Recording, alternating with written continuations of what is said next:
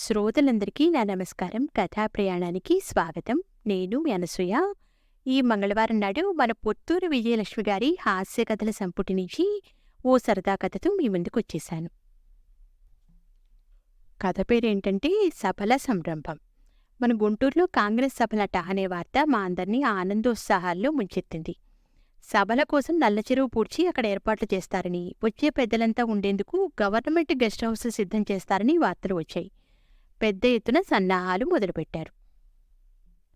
ఊరంతా పెళ్లివారిల్లా ముస్తాబు చేశారు. సభలంటే బంధువులు మిత్రులు 10 మంది వస్తారని పనిలో పనిగా చాలామంది వాళ్ల ఇళ్లకు కూడా సున్నాలు రంగులు వేయించుకున్నారు.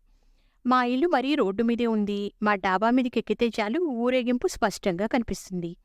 అందుకని మా మూడో లేని వాళ్లంతా మీ ఇంటికొస్తాం మా వేల్టికి అని ముందే చెప్పిపెట్టుకున్నారు. సభలు దగ్గర పడిన కొద్దీ ఒకటే సందడి. రోడ్డంతా కాంగ్రెస్ జెండాల తోరణాలు కట్టారు. స్వాగత వచనాలతో బ్యానర్లు అడుగడుగునా కట్టారు. ఉత్తర భారతదేశం నుంచి ఇనుపటోపీ పోలీసులు లారీల నిండా వచ్చి దిగిపోయారు. అసలు పోలీసులంటేనే చచ్చేంత భయం మాకు. అందులోనూ వాళ్లు ఇనపటోపీ పోలీసులు చాలా కఠినంగా వ్యవహరిస్తారట. రోడ్డు మీద ఊరికే తిరుగుతూ ఉంటే పట్టుకుని జైల్లో పెడతారట. మాకేమో తెల్లారం దగ్గర నుంచి 1,00,000 సార్లు రోడ్డు మీదకి వెళ్ళాలి. పోనీ మేము పలానా అని చెప్పుకునేందుకేమో మాకు హిందీ రాదు. అప్పటికీ ఓ రోజంతా వాళ్ళు పిలిచినా అందకుండా నహి నహి అని చెప్పి వచ్చేశాం. మన్నాటికి వాళ్లతో మాకు స్నేహం కుదిరింది. మా ఇంటి గేటు దగ్గర నిలబడి బేబీ పానీ అని అడిగితే మంచినీళ్ళిచ్చేవాళ్లం. మేమెంతో ఎదురు చూస్తున్న సభలు వచ్చేశాయి. పొద్దున 9ంటికి రింగ్ రోడ్డు నుంచి నల్లచెరువు సభావేదికకి వెళ్ళాలి ప్రముఖులందరూ. 7 నుంచే రోడ్డుకిరుపక్కలా చేరిపోయారు జనం. మాకా బాధ లేదు. డాబా మీద నించుంటే చాలు. మా డాబా మీద నవారు మంచాలు వేయించారు. జంబకాణాలు పరిపించారు. పెద్దవాళ్లెంతో మంది వచ్చారు మా ఇంటికి.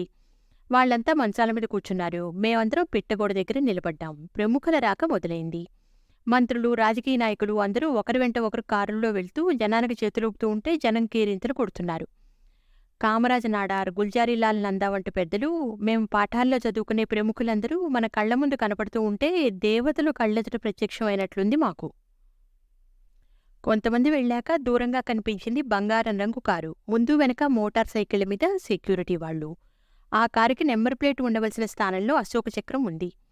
అందులో నిలబడి ఉన్నారు ప్రధానమంత్రి లాల్ బహదూర్ శాస్త్రి గారు. వారి పక్కన లలితా శాస్త్రి గారు. సాక్షాత్తు మన దేశ ప్రధానిని స్వయంగా చూడటంతో మా ఆనందానికి అంతు లేకుండా పోయింది.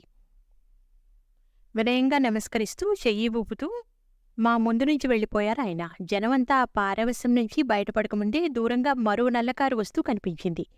అందులోని వ్యక్తిని గుర్తుపట్టగానే జనం అందరూ ఒక్క పెట్టున హర్షధ్వానాలు చేశారు. చాచా నెహ్రూ ముద్దుల కుమార్తె ఇందిరాగాంధీ.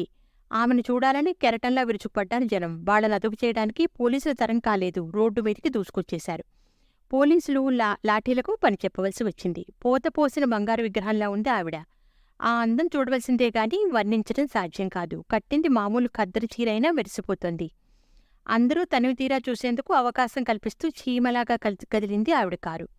ఢిల్లీ నుంచి వచ్చిన పెద్దలందరూ వెళ్ళాక రాష్ట్ర మంత్రులు కూడా ఊరేగింపుగా వెళ్లారు. అందరూ వెళ్లిపోయారంటానికి గుర్తుగా వారి వెంట ఉన్న పోలీసు వాహనాలు వెళ్లిపోయాయి. జనం తృప్తిగా వెనుతిరిగారు. మా ఇంట్లో సందడి కూడా సద్దుమణిగింది. మళ్లీ సాయంత్రం సభల నుంచి వెనక్కి వచ్చేటప్పుడు మళ్లీ వస్తామని చెప్పి మరీ వెళ్లారు. ఇక సభలు మొదలవగానే మా ఇంట్లో మా అమ్మల సనుగుడు ప్రారంభమైంది. ఏమిట్రా మరి మేం చెప్పే సంగతి ఏం చేశారు? ఈ పూటైనా భోగట్టా కనుక్కుంటారా అని కొడుకుల వెంటపడ్డాం. మీ చేతస్తున్న దొంగలతోలా చెప్తే అర్థం కాదే మీకు అని వీళ్లు విసుక్కోవడం. విషయం ఏమిటంటే ఇందిరాగాంధీ తండ్రి పోయాక మొట్టమొదటిసారి గుంటూరు వచ్చిందిట. రాకరాగా వచ్చింది. మళ్లీ రావడానికి అవకాశం ఉంటుందో ఉండదో మా ఇంటికి పిలిచి తీపితో భోజనం పెట్టి గుంటూరు జరీ చీరపెట్టి పంపిస్తారట. అది విని మా వాళ్లందరూ పగలబడి నవ్వేశారట. ఏకతాళి చేశారట. ఆవిడేం మామూలు మనిషా ఏమిటి మన ఇంటికొచ్చి భోజనం చేయడానికి? మనలాంటి వాళ్లకు ఆవిడ దర్శనం లభించడమే దుర్లభం అన్నారట. ఎంత గొప్పవాళ్లైతే మాత్రం వాళ్లకి బాధలు బరువులు ఉంటాయి. మనం పిలవటం మర్యాద. అంత వీలు కాకపోతే ఆవిడే రాదు. అంతేగాని అసలు పిలవకుండా ఎట్లా అని వీళ్ల వాదన. ఇంట్లో వాళ్లతో లాభం లేదని రోడ్డు మీద నిలబడి కనిపించిన ఖద్దరు దుస్తుల కార్యకర్తలతోనూ, కాకి దుస్తుల ఇన్స్పెక్టర్లతోనూ విషయం వివరించి చెప్పారు. వీళ్ల సొద భరించలేక అట్లాగేలేండి చెప్పి చూస్తామని మాటిచ్చారు వాళ్లు. చూస్తుండగానే సభలైపోయాయి. అందరూ ఎవరిదోవన వాళ్లు వెళ్ళిపోయారు. సభలు ఘనంగా జరిగిపోయాయి అని అందరూ సంతోషపడ్డారు. మా అమ్మను మాత్రం ఇంత ఊరుంది ఏం లాభం, తండ్రి చచ్చిపోయిన అమ్మాయిని ఒక్కరంటే ఒక్కరు ఇంటికి పిలిచి ఆదరించలేకపోయారు అని బాధపడ్డారు. విన్నారుగా ఈ సబల సంరంభం అనే పుత్తూరు విజయలక్ష్మి గారి హాస్యకథను. వచ్చే వారం ఇటువంటిది మరో మంచి కథతో మీ ముందుంటారే. అంతవరకు సెలవు. నమస్కారం.